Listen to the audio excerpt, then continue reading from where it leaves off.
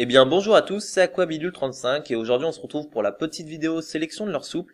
Alors à la base j'étais parti pour vous faire un top 3 mais la vidéo était un petit peu courte, du coup je vais vous faire un top 5. Tout simplement j'ai rajouté 2 leurres. Voilà. Après je voulais aussi vous dire que je ne vais pas prendre en compte la fragilité comme un critère de sélection, tout simplement parce que moi j'aime bien pêcher avec des leurres qui nagent à faible vitesse de récupération et souvent ces leurres-là sont des leurres très fragiles qui résistent pas très bien aux dents du brochet. Du coup, je ne tiens pas compte de ça, je vous présente simplement les leurres que j'utilise. Voilà. Et puis enfin, je voulais vous dire que donc dans la vidéo, vous aurez des petites vignettes, soit en bas à droite, soit en bas à gauche, qui vous montreront les coloris des leurres, ou par exemple des tests de souplesse et d'élasticité. Voilà. Et à la fin d'une présentation de leurre, si j'ai des images de poissons que j'ai pu prendre avec, et ben j'en profiterai pour vous les mettre, pour rendre la vidéo un petit peu plus agréable à regarder. Voilà. Donc j'espère que cette vidéo vous plaira. N'hésitez pas à me laisser en commentaire les shades que vous utilisez pour pêcher le brochet. Et puis sinon, je vous dis bonne vidéo et à très bientôt. Donc on va commencer cette vidéo avec le Fat Rock Vibe. Alors le Fat Rock Vibe, en fait, ça va être une version plus grosse que le Rock Vibe. Je l'utilise dans la taille 5 pouces pour pêcher les perches, enfin les grosses perches et les brochets, et j'utilise après dans sa taille 4 pouces pour pouvoir pêcher les perches et les brochets, mais de manière plus polyvalente. Voilà, c'est un leurre un petit peu plus petit que les perches arrivent plus facilement à prendre. Après, il existe dans deux versions. Vous avez la version classique avec une gomme relativement rigide, si je puis dire, et après vous avez la version extra soft avec une gomme très très souple. Moi, je préfère la version extra soft, mais c'est vrai qu'elle est un petit peu plus fragile. Au niveau des coloris, alors vous avez plein de coloris disponibles. Moi, j'ai retenu 3 coloris. Le dos vert pour pouvoir pêcher dans des eaux très claires. Le coloris rose parce que ça plaît vraiment beaucoup au brochet. Et le coloris chartreuse parce que ça marche bien par chez moi, aussi bien dans des eaux teintées que dans des eaux claires. Voilà. Pour ce qui est des montages, alors c'est un leurre qui est relativement long, du coup généralement je mets une petite empile. Alors vous voyez là j'ai des triples Owner, c'est des très bons triples, et puis sinon j'ai des triples de qualité un petit peu plus basse, voilà, des triples VMC. Je les monte toujours sur des petites têtes plombées avec des yeux, voilà, pour ajouter un petit peu de réalisme, même si c'est pas vraiment le but recherché. Et c'est un leurre en fait que je vais utiliser pour prospecter des grands espaces, c'est-à-dire pour survoler par exemple des herbiers, pour pêcher, on va dire une étendue ou un étang, quelque chose comme ça, un endroit en fait où il n'y a pas de poste très très marqué. Je vais lancer mon leurre en plein milieu et tout simplement je vais faire de la linéaire. Et comme c'est un leurre qui déplace beaucoup d'eau, c'est un leurre qui va faire venir les brochets et qui va faire monter les brochets de très loin. Voilà. Donc on va continuer avec le One Up Shad de Sawamura. Alors ce leurre-là, je vais pas vous le présenter, vous le connaissez déjà. Non, je rigole. Non, c'est un leurre qui est relativement connu en fait pour la pêche surtout en verticale parce que c'est un leurre qui nage vraiment à des très faibles vitesses de récupération. Donc c'est vraiment nickel quand on veut pêcher en fait des poissons un petit peu tatillons. Donc moi je l'utilise dans sa taille 4 pouces tout simplement pour pouvoir pêcher un petit peu de manière polyvalente les perches et les brochets. Et après j'utilise la taille 5 pouces pour pouvoir pêcher particulièrement le brochet et les grosses perches. Au niveau des coloris, vous avez une gamme de coloris inimaginable, c'est-à-dire que vous avez autant de coloris que pour le pointeur, enfin autant, peut-être pas autant, mais vous voyez, il y a vraiment énormément de coloris. Moi j'aime bien ce coloris, vous voyez, chartreuse en fait tout simplement. Ça marche vraiment bien par chez moi et puis en fait c'est un leurre qui va être muni d'un attractant. Quand vous le sortez du sachet, c'est un leurre qui est vraiment gras, vous vous en mettez plein les doigts et ça plaît vraiment beaucoup au brochet parce que lorsqu'il le prend, il va pouvoir le garder un petit peu en bouche. Et en fait ça vous permet, si vous n'êtes pas très doué au niveau des ferrages, de pouvoir ferrer même un petit peu tard sans que le brochet éjecte le leurre. Voilà. Au niveau des montages, alors moi c'est un leurre que j'aime bien utiliser avec des têtes plombées sabots, mais je l'utilise aussi avec des têtes plombées texan, tout simplement parce que c'est un leurre qui a une fente sur le dessus, et donc qui se prête très bien à la pêche en texan. Tout simplement, vous n'avez pas besoin de piquer la pointe de l'hameçon dans le leurre, vous pouvez simplement mettre l'hameçon texan tel quel, et en fait, lorsque le brochet va mordre, il va libérer la pointe tout simplement. Et quand vous passez dans des branches, cette espèce de fente en fait va cacher la pointe de l'hameçon et ça vous permettra de ne pas vous accrocher. Après, c'est un leurre qu'on peut monter avec une empile lorsqu'on utilise une tête plombée, c'est-à-dire que sur la taille 5 pouces, peut-être qu'une petite empile avec un petit trip owners pourrait faire la différence si vous avez quelques décrochés et quelques manqués surtout au niveau de la touche. Voilà. Pour ce qui est de la nage et de l'utilisation, alors en fait, comme c'est un leurre qui nage à très faible vitesse de récupération, moi c'est un leurre que je vais utiliser tout simplement lorsque le poisson est pas très actif, lorsque le poisson est un petit peu tatillon. J'utilise surtout pour pêcher des petits bras ou alors des postes très marqués, voilà, en lançant près du poste et en animant en fait sur les 2 premiers mètres après le poste. Après, c'est vrai que c'est un leurre qu'on peut utiliser dans ses grosses tailles pour pêcher en plein milieu de l'eau, vu que c'est un leurre qui déplace quand même beaucoup d'eau.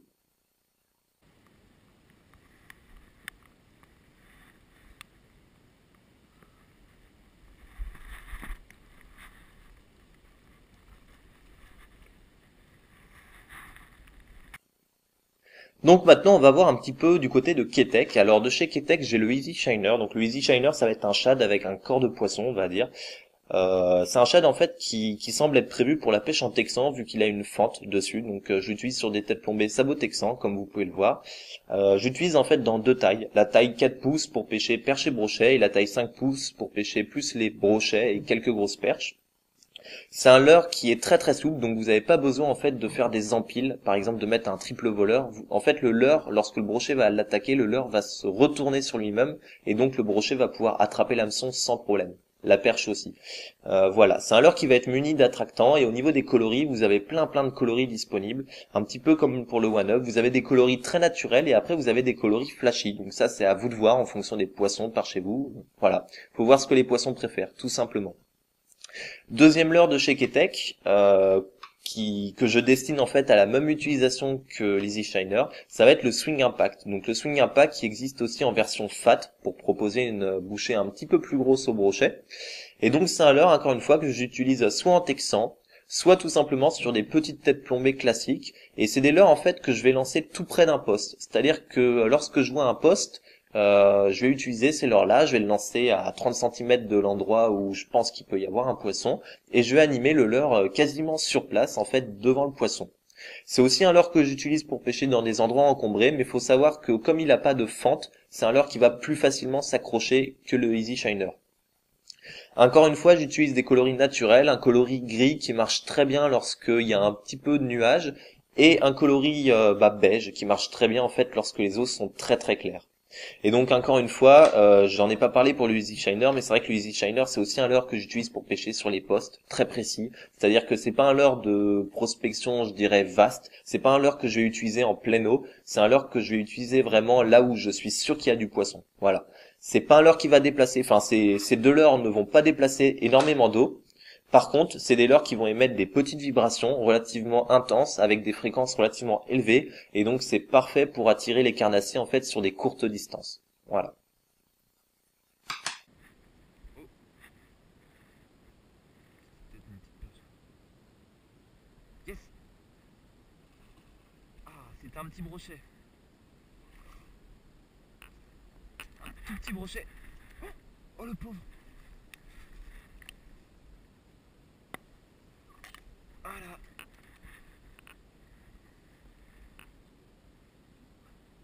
Un petit brochet qui fait 25 cm. Pris avec un petit shad Swimming Impact Ketek. Bon, attends, on va le relâcher gentiment à l'eau. Tu l'as bien vu? Ah, je savais, j'avais senti la touche.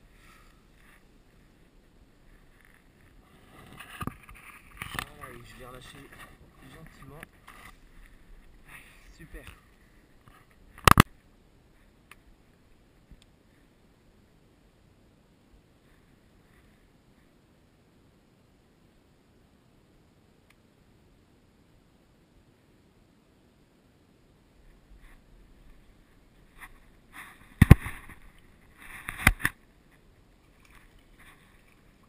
Yes.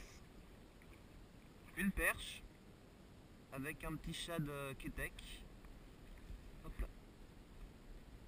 Voilà. Une belle perche qui fait. Elle fait 20, 25, ouais. À peu près. Oh, elle est méchamment piquée sur le côté.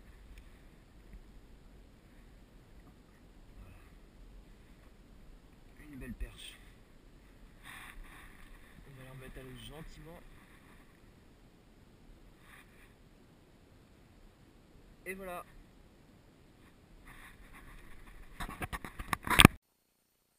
Et donc on va finir cette vidéo avec un petit leurre souple de chez Berkeley, ça va être le Hollow Belly. Alors le Hollow Belly Berkeley en fait c'est un leurre que j'utilise dans la taille 4 pouces pour pêcher le brochet et exclusivement le brochet parce que j'ai jamais pris une seule perche avec. Je sais pas pourquoi mais voilà, les perches ne mordent pas sur ce leurre, enfin par chez moi en tout cas. Alors par contre c'est un leurre que je vais utiliser plutôt en traction, c'est-à-dire du lancer ramené relativement vite pour pêcher en fait souvent sur des grands espaces parce que il a un gros paddle et il a tendance à déplacer vraiment beaucoup d'eau, à faire des grosses vibrations. Au niveau des coloris, alors vous voyez, moi j'utilise un coloris Fire Tiger lorsque les eaux sont un petit peu teintées. J'ai un coloris à blettes, un petit peu blanc en fait, que je vais utiliser lorsque les eaux sont laiteuses, par exemple après un orage en été, c'est vraiment nickel. Et sinon, pour pêcher un petit peu dans n'importe quelle condition, j'ai mon coloris perche qui marche vraiment très bien. D'ailleurs, vous voyez, le leurre, il est complètement criblé de trous, les brochets me l'ont dévoré. Un petit peu pareil pour le Fire Tiger, il a un espèce de gros trou en plein milieu du bide.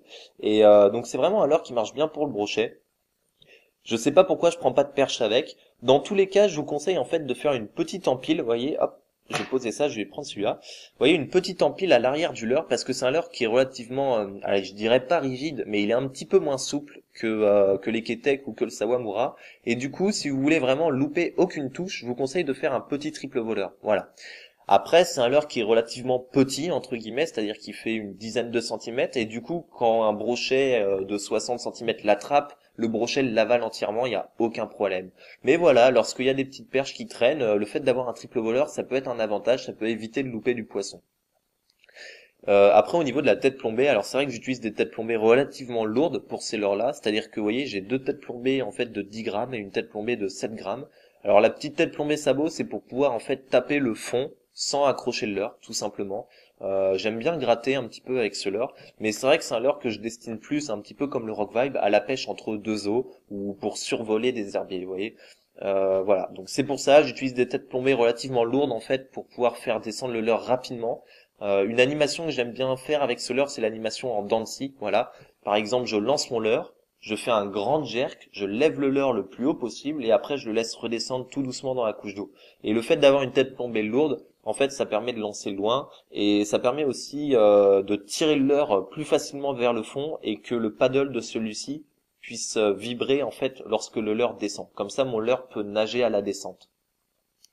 Au niveau des montages, j'en ai pas parlé, mais c'est en fait, c'est un leurre qui va être creux. Vous voyez, à l'intérieur, alors je sais pas si vous allez le voir, en fait, là on voit le trou à l'arrière du paddle, mais c'est un leurre qui est creux. Du coup, vous pouvez mettre en fait de l'attractant à l'intérieur du leurre, mais vous pouvez aussi et surtout utiliser ce leurre en fait en montage texan. Voilà. Et un autre avantage de ce leurre en fait, ça va être les yeux qu'il y a sur le leurre. En fait, les yeux sont incrustés dans la gomme du leurre souple, en fait, sous le plastique. Du coup, les yeux ne partent pas. Et voilà, c'est un petit détail qui peut rendre le leurre un petit peu plus réaliste et déclencher l'attaque du carnassier, tout simplement. Donc j'espère que cette petite vidéo vous aura plu. N'hésitez pas à faire un petit tour sur la page Facebook, il y a plein de petites informations qui peuvent vous servir. Et puis sinon, je vous dis à très bientôt. Allez, salut tout le monde! Ouais, un petit bec de 40.